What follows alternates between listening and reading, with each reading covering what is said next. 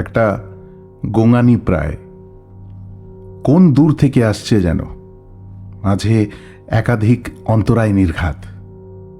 তবু সে গোঙানির তেজ এমন যে মেঝে কেটে চলে আসছে পাবলিক আঙিনায়। সে গোঙানি বলছে, পারছি না, পারছি না, নিঃশ্বাস, নিঃশ্বাস, ছাড়ো আমায়, ছাড়ো আমায়, আমি নিঃশ্বাস নিতে পারছি না।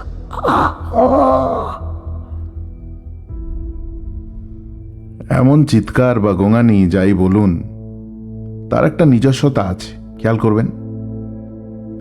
এরা বড় অস্থির হয়। মুখের কালো কাপড় সে যতই পুরু হোক, আওয়াজের তীব্রতা স্তিমিত করতে পারে মাত্র, অ্যাবসলিউট ফালাফালা করতে পারে না। ক্রমশ দূরে ভেসে যায় গোঙানি নিয়ম মতো।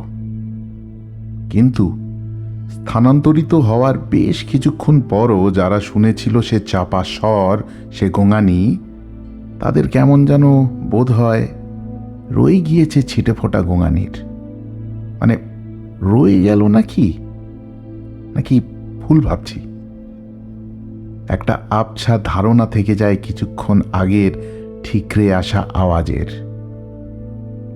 যারা আসে যায়, দিনকাল কাটায় পরম তৃপ্তিতে, তারাও এই অঞ্চল পেরোনোর সময় শুনতে পায় গত হয়ে যাওয়া সে গোঙানি রেশ। নিঃশ্বাস নিতে পারছি, আমি নিঃশ্বাস নিতে পারছি।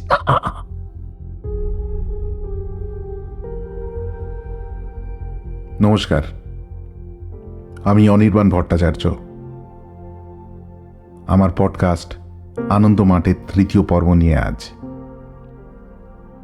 কাকে নিয়ে আজ কথা বলছি তা একটু পরেই বুঝতে পারবেন। কিন্তু এই যে একটু আগে যে অংশটি পাঠ করলাম, সে অংশটি কিন্তু সেই মানুষের সঙ্গে ঘটে যাওয়া নির্মম বাস্তব। একটা কঠিন কালো হুড কাপড়ে বন্দী হয়ে ছটফটাচ্ছিলেন এক প্রৌঢ়। হুডের মধ্যে ফাঁকতালে যতটুকু হাওয়া শীত কেটেছিল, তারাও আর কতক্ষণই বা। প্রৌঢ়ের আকুতি নিজেকে মুক্ত করার অনন্ত সংঘর্ষ এমনই চরম যে হাওয়ার উদরেও খানিক পর প্রাণপণ শূন্যতার বিস্তার ঘটে। উন্মাদের মতন এদিক থেকে ওদিক মাথা নাড়াতে নাড়াতে সে প্রৌঢ় এই গোঙানি চালিয়ে যান। দুজন জাপানি গার্ড শরীরের যাবতীয় শক্তি আস্ফালনের আঙিনা ভেবে নিয়েছেন তখন প্রৌঢ়ের পিঠকে। তার উপর চেপে বসে এক গার্ড ওই মাথার এসপার ওসপার স্তব্ধ করতে প্রতি, আর একজন কষে রেখে দিয়েছেন তার পা, যেন কিছু লিলিপুট পাহাড় প্রমাণ গালিভারকে অকল্পনীয় এক নিথরতায় বাঁধতে চাইছে। প্রৌঢ়ের হাত এমনভাবে ছাতরানো যেন ছিন্ন হয়েছে বাকি দেহ থেকে। তার ফুসফুস কুণ্ঠিত হতে হতে বিন্দু সম, আর তার মুখ ফেটে রক্তদাগ ওই কালো ঢাকা ভেদ করেও জলজল। 13 জুলাই 2004। 3 মাস টোকিওয়ে থাকার পর ফিলিপিন্স যাত্রা প্রত্যাশী হয়ে উঠলেন ববি ফিশার। ববি ফিশার, তারই গল্প এইটি। কিংবদন্তি দাবাড়ু, চেস দার্শনিক, বিশ্ব চ্যাম্পিয়ন। মোহাম্মদ আলী পার্কের অষ্টমী রাতে তুখোর সময়ের দর্শনার্থী লাইনের ন্যায় অ্যাডজেক্টিভ বসানো যায় তার নামের শেষাংশে। তো সেই বিক্ষিপ্ত কিছু অংশে ছন্ন ছাড়া ববি ফিশার নারীটা বিমানবন্দরে অপেক্ষারত। 2 ঘন্টা প্লেন ছাড়তে বাকি। টিকিট কাউন্টারে ইমিগ্রেশন অফিসার পাসপোর্ট দেখতে চাইলেন, যেমনটি আর 4টি রুটিন কর্ম হয়ে থাকে। মেশিনে নাম্বার পাঞ্চ করলেন, Z7792-702, পাসপোর্ট নাম্বার। ফিশার আনমনেই টোকিওর শেষ বাতাস নিয়ে কাটাকুটি আঁকিমুখি করছিলেন। তখনই ধীর লয় অথচ দৃপ্ত এক এন্তেকাল সূচক ঘোষিত হলো, যেন একটা লাল আলো। ঠান্ডা গলায় কাউন্টার পেরিয়ে আওয়াজ এলো, বসুন মিস্টার ফিশার, একটু কথা আছে, দেখতে হবে। ববি ফিশার ভাবিত 100 বার, তবু তখনও ভয় ধরেনি মনে। আর এমনিতেও পাসপোর্ট নিয়ে আর কি বা অসুবিধে হবে? গত 12 বছর ধরে তো তিনি Germany, Philippines, Czechoslovakia, Japan, Austria, Hungary যত্রতত্র ঘুরে বেরিয়েছেন। ব্যাঘাত তো ঘটেনি কোথাও। এমনকি তার পাসপোর্টে আলাদা পাতাও জুড়ে দিতে হয়েছিল, এমনই তার ট্রাভেলের বহর।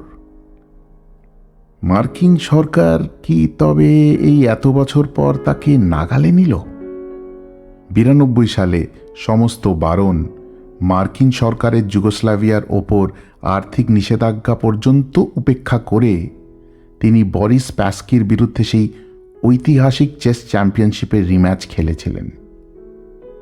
তখন থেকেই মার্কিন পুলিশ অ্যারেস্ট ওয়ারেন্ট নিয়ে তৎপর।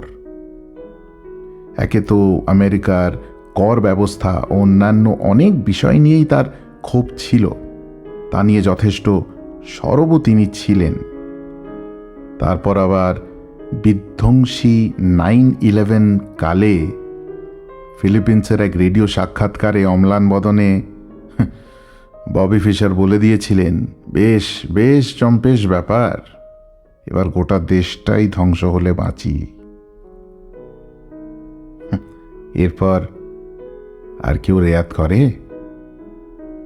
ইনফ্যাক্ট আমার ইচ্ছে করছে ববি ফিশারের সেই বিস্ফোরক ইন্টারভিউয়ের একটি ট্রান্সক্রিপ্ট পেয়েছি, সেটি থেকে কিছুটা অংশ, পুরোটা ইংরেজিতে অবভিয়াসলি, সেটা একটু পড়ে শোনাই, তারপর নয় আবার এই গল্পে ফেরা যাবে। কিন্তু এই যে নিজের দেশের ওপর ববি ফিশারের এই পরিমাণ রাগ, কি ঠিক ছিল তার মাথায় একটু শুনুন।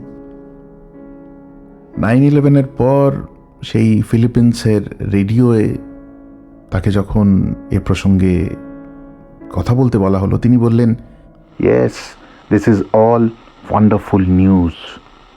It is time that the fucking Jews get their heads kicked in. It's time to finish off the US once and for all. তিনি আরো বলছেন, I was happy, could not really believe what has happened. I just can't be crying about the US, you know. All the crimes the US is committing all over the world. This just shows what goes around that comes around even to the United States. That's what happened tonight. What goes around comes around even to the United States. তখন যিনি interview নিচ্ছিলেন Pablo, তিনি একটু অবাক হয়ে প্রশ্ন করেন, you are saying you are happy about what happened? Fisher বলছেন, yes, I applaud the act. Look, nobody gets, no one, that the US and Israel have been slaughtering the Palestinians for years, robbing and slaughtering for years and treating everyone like shit. Now it is coming back at the US. F*** the US. I wanna see the US wake up. তখন interviewer Pablo বলছেন, well, the US is superpower. Fisher বলছেন, well, probably it is not as powerful as everybody thought. I mean, these planes were hijacked. There has been no intelligence on this. It was a major operation. Pablo, probably hundreds of people were hoping for this. What I am really hoping for, Pablo, did you ever see that movie 7 Days in May? That's a movie about a general who tries to take over the USA. I think it was with Burt Lancaster and Kirk Douglas. It was based on a book, and I saw that years ago. I was really for the generals, But in the end, the president of the so-called democracy won. But I'm hoping for some kind of a 7 days in May scenario in the lakes of Ontario, where the country will be taken over by the military, all the civil guards, to close down all the synagogues, arrest all the Jews, execute hundreds of thousands of Jewish ringleaders, and apologize to the Arabs for the killing. For all the Jews over there of that bandit state, Israel, I'm hoping for a totally new world. In fact তারপর একটা বড় মনোলগের মতন আছে. Nobody here gives a shit about the Japanese. How many hundreds of thousand people did the US kill with atom bombs? Justifying it with the most ridiculous excuse that it saved millions of American soldiers, when Japan would gonna surrender in a few weeks or month or so anyway, right? The United States is based on lies, is based on theft. Look what I have done for the US. Nobody has single-handedly done more for the US than me. I really believe in this. এবং তারপর fisher যে লজিকটা দিচ্ছেন শুনুন. When I won the World Championship in 1972, the United States had an image of, a football country, baseball country, but nobody thought of it as an intellectual country. I turned all that around single-handedly, right? But I was useful then because it was the Cold War, right? But now, I'm not useful anymore. You see, the Cold War is over, and now they want to wipe me out, get everything I have, put me into prison. You have to go back to the root of history of the country, look at the history of the country, get something for nothing, take and kill, rob the country. They don't come in a civilized manner and say, we like to marry your women and so on. No. They take your land and they kill you off. That's the history of the US. Why did the white man not come to America like in a civilized manner, preaching freedom of religion, say, we like to come here, we like to assimilate, we like to marry your women? But no, we take your land and kill you off, right? Bring over slaves from Africa. That's the history of the United States. A despicable country, Even as a boy, I never had the slightest interest in the history of the US. I knew there was something rotten in the state of Denmark. The US just will not do what they have to do. The US has to say, we are sorry. Our whole foreign policy has been wrong for the last several hundred years. We are going to pull back all our troops from all over the world. We are not going to stop, support Israel and so on. But they only will say that this cowardly act will be punished. Democracy is just a load of bullshit. It is just a cover for the criminal nature of the United States of America. But I'm hoping for the 7 days in May scenario where sane people will take over the US, military people. And they'll bring home all the troops to the US. And ultimately, the white man should leave the US, the black man should go back to Africa, the white back to Europe, and the country should be returned to the American Indians who lived there for who knows how many tens of thousands of years. They kept the land crystal clean. It was a beautiful country when the white man came. This is the future I would like to see for the so-called United States. এবার এই যে এতটা অংশ আমি পড়লাম ববি ফিশারের কথা, ইচ্ছে করে পড়লাম, নইলে বোঝা যাবে না ঠিক ববি ফিশারের অন্তর্মহল এবং কেন ববি ফিশারকে এমনভাবেই বা তার দেশ ইউএসএ তন্ন তন্ন করে খুঁজছিল এবং একবার নাগালে পাবার চেষ্টা করছিল। কেমন যেন স্করসেজের কিলার্স অফ দ্য ফ্লাওয়ার মুনের একটা ছায়া পেলাম না? সেই অতদিন আগে থেকেই। যাকগে, তো ফিরে আসি আমরা সেই নারীটা বিমানবন্দরে। বিমানবন্দরে বসে নানা রকম দুশ্চিন্তা খেলছিল ফিশারের মাথায়। দেশে ফিরতে পারার সম্ভাবনা নেই বললেই চলে। একবার তার এক বন্ধু স্টেট ডিপার্টমেন্টে জানতে চেয়েছিলেন ফিশার আমেরিকা ফিরতে পারেন কি না। স্টেট ডিপার্টমেন্ট খাসা উত্তর জুগিয়েছিল, আলবাত আসতে পারেন। আহা, এ কি কথা! কিন্তু জেএফকেতে পা দেওয়া মাত্র হাত করা পড়িয়ে দেওয়া হবে, সিম্পল। সত্যি তারিফ করার মতন কিনা বলুন, যাকে বলে শর্ট অ্যান্ড সুইট উত্তর। তা ববি ফিশার একরকম মানিয়েই নিয়েছিলেন যে নিজ দেশ নেই কোনো। যাযাবরের মতো খড়কুটোহীন লাইফ লং, ভেসে যাওয়া অনবরত, সর্বক্ষণ একটা আস্তরণের ওপার হতে, একটা খাড়া পাঁচিলের পিছন থেকে। কিন্তু ওই আমেরিকার ধার না মারালেই হলো, নো বিপত্তি। আর আমেরিকাও কি যেছে নাকি, অত বদরই করেনি। কিন্তু ওই যে 9/11 বিস্ফোরণ ধরানো বার্তা, তারপর থেকে ওরাও খানিক নড়ে চড়ে বসেছিল। ফলে ফিশার একটু একটু করে ঘামতে লাগলেন। ইমিগ্রেশনের একজন এসে ফিশারকে বললেন, মিস্টার ফিশার আসুন একটু। ফিশার একটু ঘাবড়ে গিয়েই বলে ফেললেন, তাহলে তো ফ্লাইট মিস করব। অফিসারের শান্ত প্রতিক্রিয়া, জানি, ব্যাস ওটুকুই। তারপর থেকেই একটা অন্ধকার সরু হলের মধ্যে ফিশার। বিরক্তি, অশান্তি, অস্থিরতা যত ভিড় করে ফিশারের সীমানায়, তত কঠিন, যেন কিছুই হয়নি উত্তর আসে অফিসারদের কাছ থেকে। একটু কথা ছিল জাস্ট। ফিশার নড়া বন্ধ করেন, বলেন, কিসের কথা? কোনো কথা নেই, আমার ফ্লাইট। কিন্তু কে শোনে কার কথা? 15টা লোক জড়ো হয়ে গিয়েছে তাকে এক ইস্পাত বলয়ের অন্তর্গত করে। কিছুক্ষণের মধ্যেই ফিশারের সে ফ্লাইটও আকাশে গা সওয়ালো। ফিশার অন্ধকারের শেষ ছটফটানিতে মগ্ন তখনও।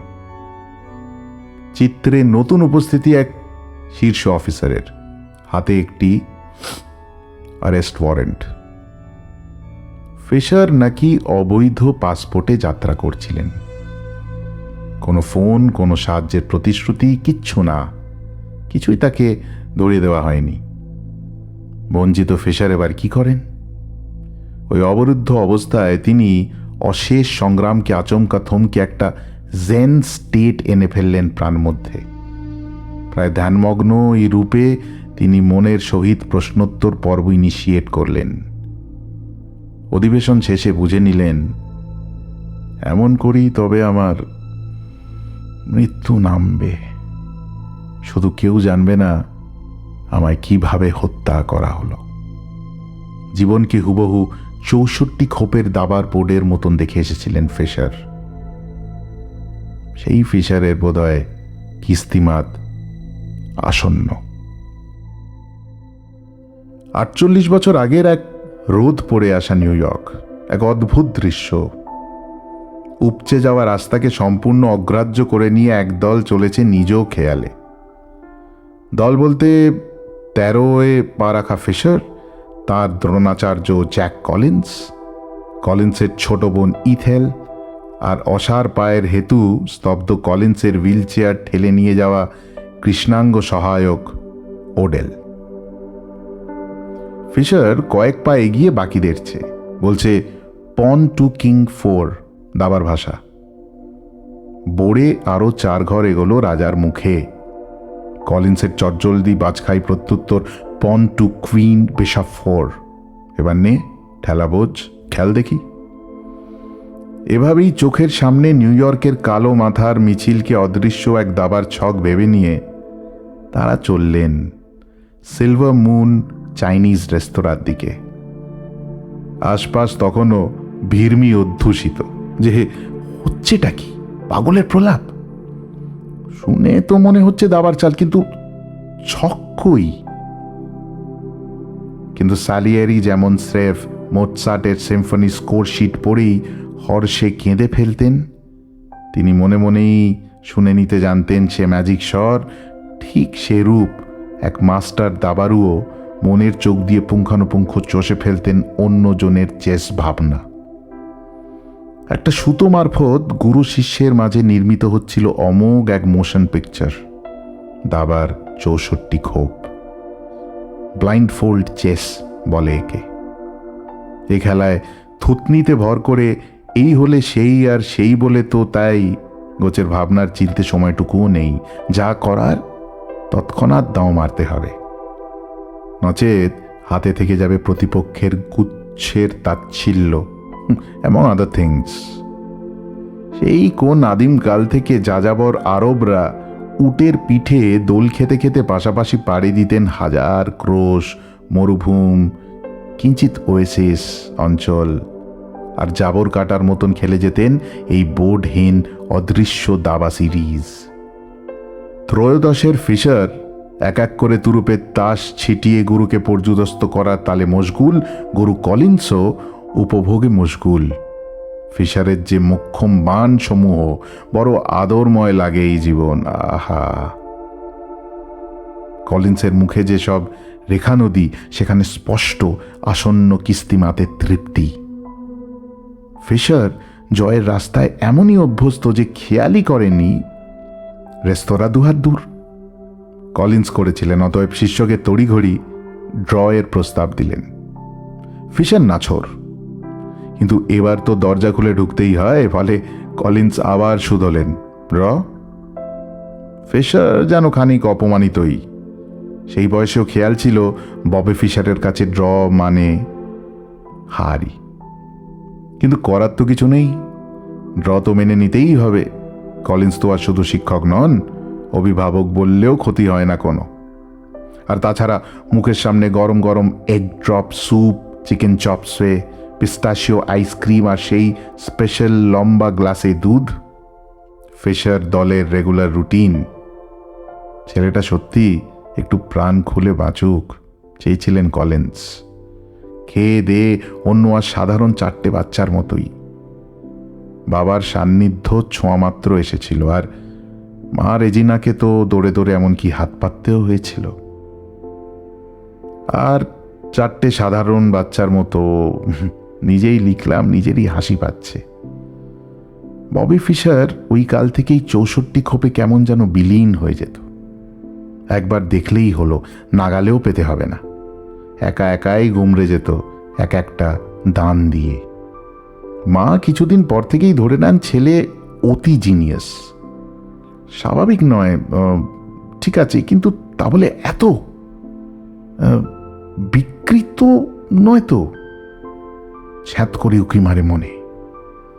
তার বহু বছর বাদে 1972 সাল, তখন রাশিয়া দাবা বিশ্বের ঈশ্বর।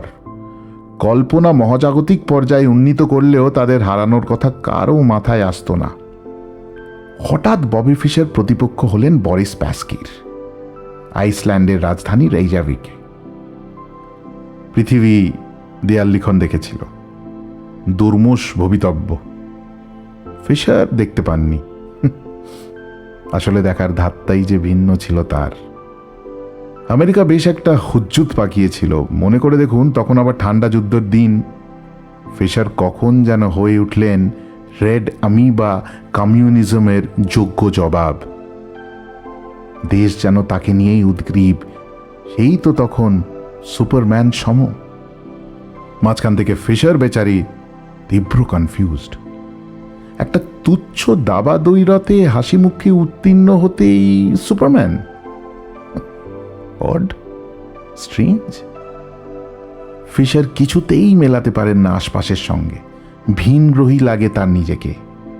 তাই তো স্প্যাস্কি, ঠান্ডা যুদ্ধের বিষ আবহ ও রাশিয়ার প্রায় জন্মসিদ্ধ অধিকার হয়ে ওঠা দাবা খেতাবকে অনায়াসেই নিজ দখলে নিয়ে নেওয়ার পরও তাকে আমরা সাধারণের ভিড়ভাট্টা যারা ক্রমে আরও দূরবর্তী হয়ে যেতে দেখি একটা হাসি খুশি প্রাণোচ্ছল দার্শনিককে অনামি এক গভীর ক্ষতের মধ্যে মিলিয়ে যেতে।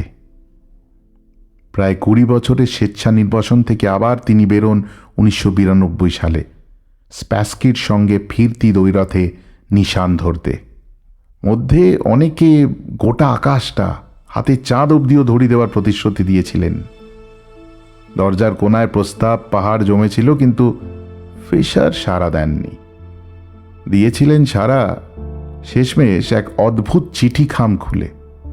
হাঙ্গেরির প্রতিভাময় এক বছর 17 মেয়ে দাবারু জিটা রাইকসানি লিখেছিলেন তাকে চিঠির প্রথমেই, আমি তোমাকে পৃথিবীর সবচেয়ে ভালো ভ্যাকিউম ক্লিনারটি বেচতে চাই। খানিক গ্যাপ দিয়ে পরের লাইন, উপরের লাইন পড়ে তুমি যারপন্যায় চমৎকৃত তো। তবে বলি, চিঠি লেখার মূল কারণ, কেন তুমি আর খেলো না বলো তো? কেন সরিয়ে রেখেছো নিজেকে? হ্যাঁ, বড় ক্ষতি করলে, বড় ক্ষতি। কেন? আচ্ছা, ফিরে আসতেও তো পারো। কি বলো? জিটার প্রতি অগাধ প্রেম খেলেছিল ফিশারের শিরা উপশিরায়। তিনি তখন 47। ফিরে এসেছিলেন ওই একবারই স্প্যাস্কির বিরুদ্ধে। জিটার প্রেম তার আর ছোঁয়া হয়নি। ক্রমে ফিশার তীক্ষ্ণ অবসাদে প্রতিষ্ঠিত হতে লাগলেন। দিনে দিনে তিনি হলেন ডট সম। পাশের মানুষকে, নিজের পার্শ্ববর্তী সমীরণকেও ফিশার অগ্রাহ্য করতে থাকেন। সন্দেহ। আবার মাঝে অস্ফুটে বলে ওঠেন কাউকে, মানুষের ছোঁয়া কি যে ভালো লাগে।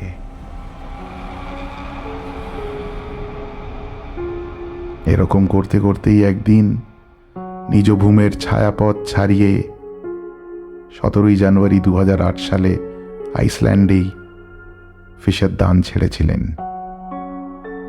মৃত্যুর সময় তার বয়স কত হয়েছিল জানেন? 64। দাবার খোপের মতো। সত্যি বিধাতাও খাসা মস্করা করেন না? বন্ধুরা, কেমন লাগলো আজকের পর্ব? কমেন্ট বক্সে জানান আমাদের। ভালো লাগলে লাইক আর শেয়ার করতে ভুলবেন না কিন্তু। ও হ্যাঁ, অবশ্যই সাবস্ক্রাইব করুন আমাদের চ্যানেলটি। এখন শোনার পর্বগুলি আপনারা শুনে নিতে পারবেন স্পটিফাই, গুগল পডকাস্ট, আপনাদের প্রিয় সব পডকাস্ট প্ল্যাটফর্মেও। শুনতে থাকুন, শোনাতে থাকুন, শোনায় থাকুন।